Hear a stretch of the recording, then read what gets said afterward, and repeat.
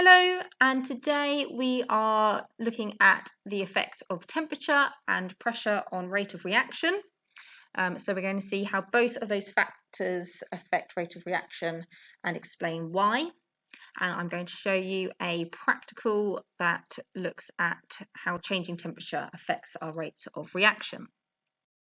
So firstly, just a little reminder and to see how much you can remember from last lesson about collision theory. So I would like you to have a go at filling in those missing words. So could you pause the video now and do that? So hopefully you've had a chance to have a go. Let's go through the answers. The collision theory states that when a reaction will only occur when reactant particles collide with each other, and when they collide, they do so with enough energy to react, which has to be more than the activation energy. A collision that leads to a reaction is a successful collision. A change in conditions that increases the chances of successful collisions will therefore increase the rate of reaction. So hopefully you can remember that particles have to collide in order to react, but that collision has to be with enough energy to overcome the activation energy. If it does that, it is successful. The more successful collisions you have in a smaller space of time, the faster your rate of reaction. So let's first talk about pressure. So if I've got some gas particles in a cylinder, they will be able to move around that cylinder or that container and collide into each other with the rate that they have. If I made that container smaller, made the volume smaller, I would increase the pressure because I'm ensuring that the particles are colliding with the edges of the container more often, so therefore the pressure increases. That increased pressure, that decreased volume, increased pressure, has now meant I've got a smaller space, so those particles are more likely to collide with each other, so I'm more likely to have successful collisions. So an increase in pressure means that I have more successful collisions, so my rate of reaction will increase. I don't have to just make my container smaller. If I put more particles, so double the amount of particles into this size container, that would also be an increased pressure. If I decrease the pressure, so if I expanded my container and gave the particles more space, they're less likely to collide with each other, less likely to have successful collisions because there's just more area to move about in without having to see anyone. You might say that the particles are more likely to socially distance. Oh dear. So with an increase in volume, I've got less pressure, and so my rate of reaction would go down. So that's really all there is to pressure. It should be quite a straightforward one. More pressure means more collisions, a higher rate of reaction. Less pressure means less collisions, so a lower rate of reaction. The next is temperature. Now, whenever we talk about temperature, we are talking about thermal energy, and that thermal energy is transferred to kinetic energy of the particles. So the higher the temperature, the more thermal energy there is, and therefore the more kinetic energy the particles will have. So you can see in my very crazy diagram here, in A, this is a lower temperature, so I have a lower amount of thermal energy being transferred into kinetic energy, so my particles aren't moving around very much at all. If I drop down to C, I've increased my temperature, I've given a little bit more thermal energy, so the particles are gaining a bit more kinetic energy, so therefore they're able to move around more often. If I go to D, a lot more thermal energy, so a lot more kinetic energy, so I've got even faster particles. And finally, B is my highest temperature. I've got loads of thermal energy, so my particles have loads of kinetic energy and they're moving around loads and loads. So the higher my temperature, the more kinetic energy those particles have, the more likely they are to collide with each other because they're moving so quickly. So they're more likely to come into contact with another particle. And because they have so much energy, they're much more likely to collide with the activation energy required for that reaction. Whereas my lower energy particles, they're less likely to collide with another particle because they're not moving very fast. And if they do collide, they've probably not got enough energy to overcome that activation energy. So you've got less successful collisions, a lower rate of reaction. Whereas B, you've got more successful collisions, so a higher rate of reaction. So I'm going to show you a practical. So this is the method for the practical, and this will hopefully show you how temperature affects the rate of reaction in action.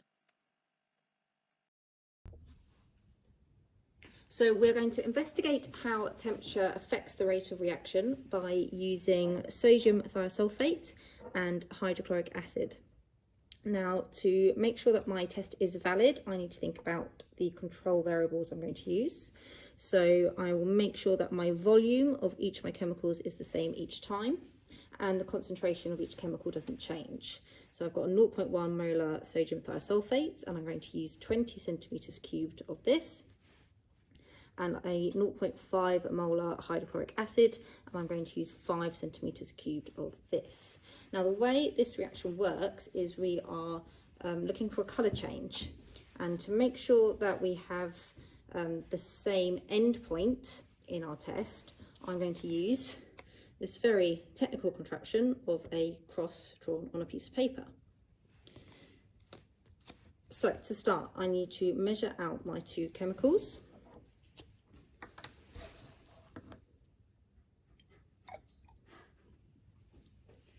So first, my sodium thiosulfate, which I'm going to put straight into a conical flask.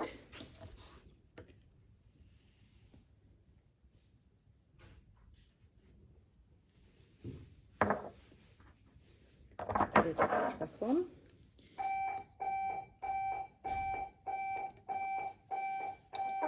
So that is my 20 centimeters cubed of sodium thiosulfate. Now, I'm not yet going to add my hydrochloric acid because first I'm going to take the temperature. Now, this is at room temperature, so I should be looking at around 20 degrees Celsius, but I just want to make sure that is exactly what it is at.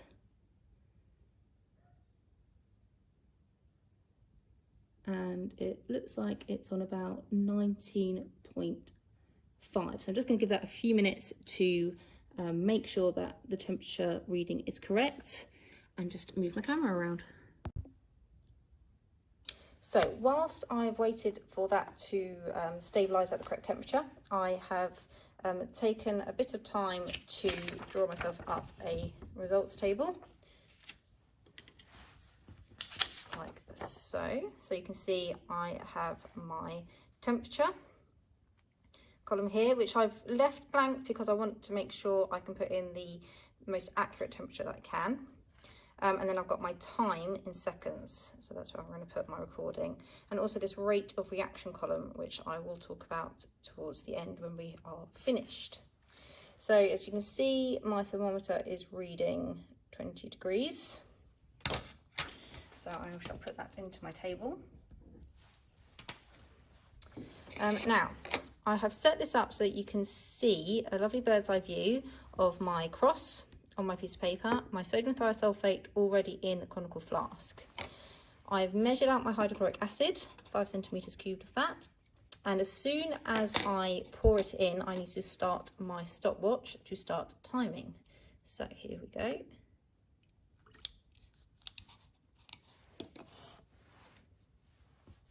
I'm going to give it a tiny swirl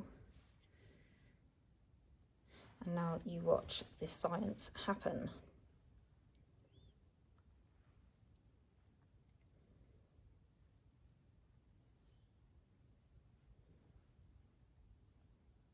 Now, whenever you do this experiment, it always feels as though nothing's going to happen. But very, very gradually, you should start to notice that the cross is not quite so visible as it was to start with.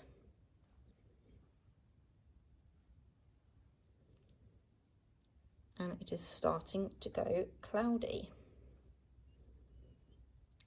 So you can see already that that cross is getting dimmer and dimmer. Now our end point is when that cross disappears. Now obviously that can be down to a person's eyesight of when they decide that is. I can just about still see that cross now. Just about still see it now. And I can't see it anymore. Okay, so that's 1 minute and 18 seconds. So that is 78 seconds altogether. So I can put that into my table like so. So that's my 20-degree one. I'm going to use the same cross. Get my conical flask ready. Now the other temperatures I've already got set up ready to go. So my next one I'm going to do, this one is at 29 degrees, so almost 30, but I've already measured out my sodium thiosulfate. It's been in a water bath, giving up the temperature. Reset my stopwatch. Add my hydrochloric acid, also already pre-made. Start my stopwatch.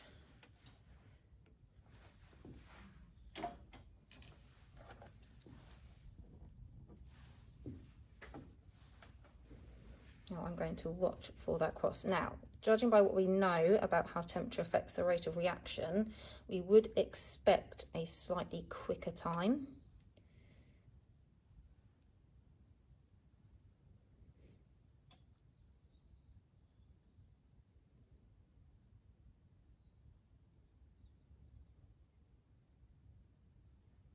So I can definitely see it starting to cloud over now.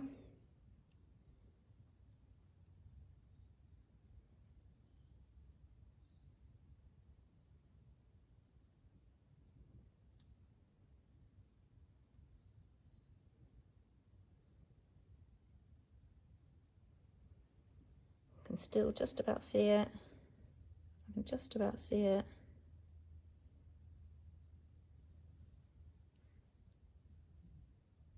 And it's gone. So that was 107, so that's 67 seconds altogether. My next temperature is at 42 degrees.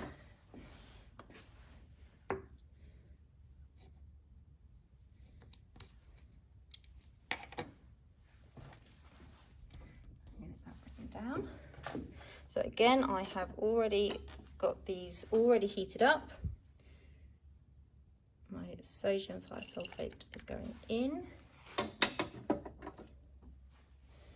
And I'm going to get ready with my hydrochloric acid and my stopwatch. Go. Again, this should be a bit quicker.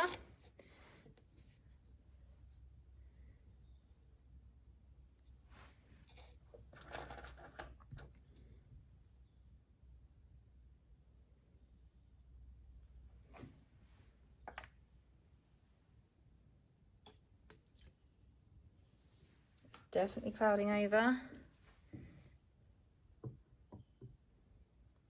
Definitely clouding over. And it's gone.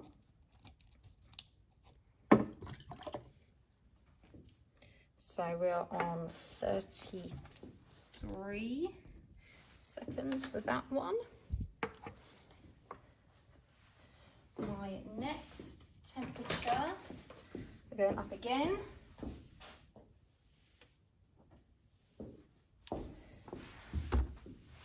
this one is on 55 degrees. So in goes my sodium thiosulfate and ready for my hydrochloric acid.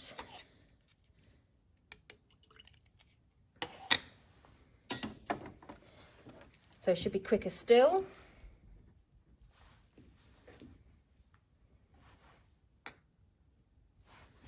You can see it's already gone really cloudy. There it goes. And stop. So that was on 19. One. Okay. So my last one is using ice.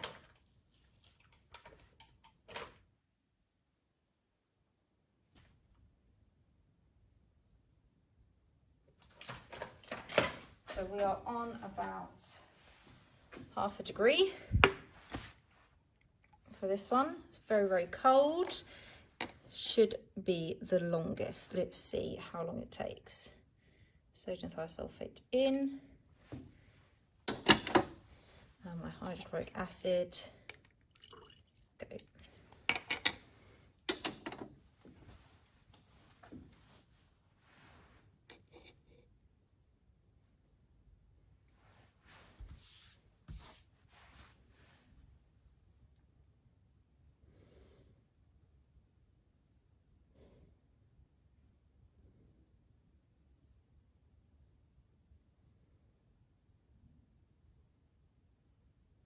So key things to think about here are my variables.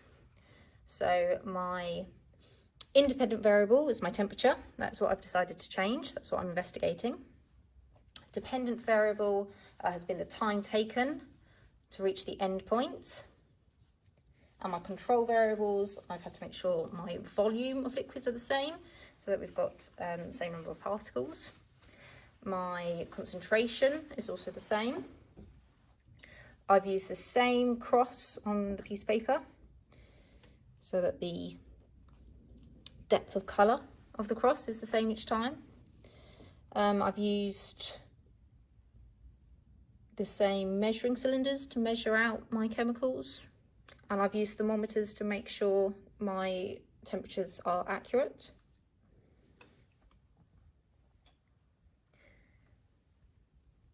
When thinking about difficulties with this practical, there's lots of human error involved. So, you know, making sure that I've measured accurately on the measuring cylinder and that I've got exactly on the line, which I tried my best, but I am only human. Making sure that I've started the stopwatch as soon as I've put in my hydrochloric acid. You know, a few milliseconds either there could make all the difference in the long run. Choosing the end point, so deciding when that end point is could be a difference of a few seconds. And my end point may be different to somebody else's end point. So the time it takes for somebody else to see the cross disappear, they may have slightly better eyesight or slightly worse eyesight, so they may see the cross for a bit longer or for slightly less. By using me the whole time, I've made sure that that error is minimised, but it's still an error to consider. And then stopping the stopwatch. So you could see a couple of times I went to stop the stopwatch, but it didn't quite actually stop. So it may have added a second or so on. It's also another human error. So we are now gradually starting to disappear.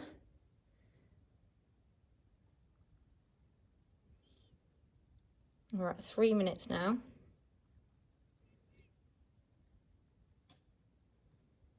But we're nearly there.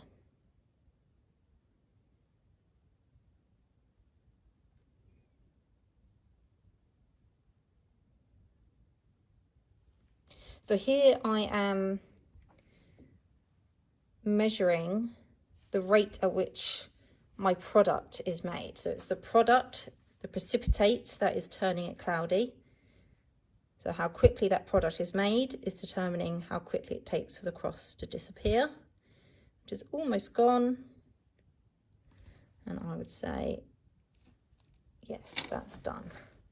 So 60, 120, 180, 222, 222 seconds. I'll make that. Wonderful. So I've got all my times. Okay, now I've got my rate of reaction. Now to calculate rate of reaction, you do 1 divided by time. Okay, so what I would like you to do is pause the video now and calculate 1 divided by time for each of these. So this would be 1 divided by 222, 1 divided by 78, 1 divided by 67, 1 divided by 33, and 1 divided by 19. Off you go. So hopefully you have filled them in. I'm going to go through it very, very quickly now. 1 divided by 222 is 0.0045, 45 recurring. 1 divided by 78, 0.0128. 1 divided by 67, 0.0149. Yeah, I'll stick with 3 significant figures. 1 divided by 33, 0.03. 1 divided by 19 is 0.0526. Lovely.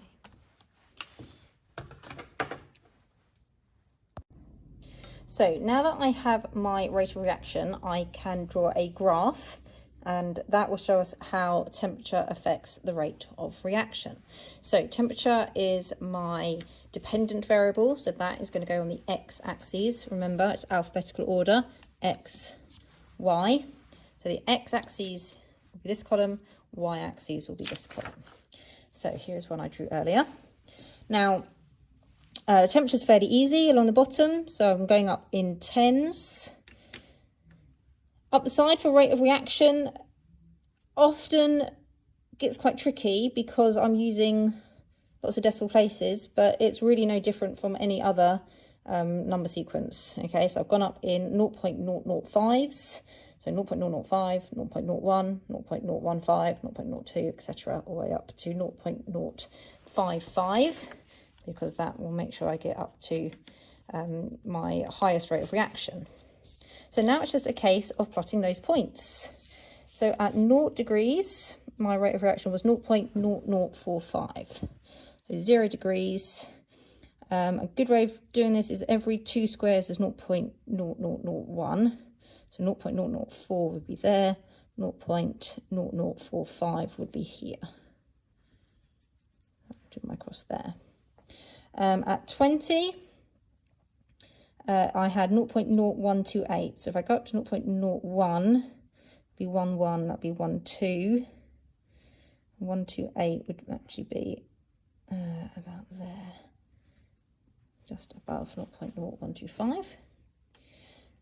30, well, actually it was 29 degrees, so I'm going to go up my 29 column to 0.0149, which is pretty much 0.015, just under that line there. Next one is 42. So again, all the way up, and I'm going up to 0.030. What a lovely round number. That makes it very easy for me. So I can read that nicely off my line there.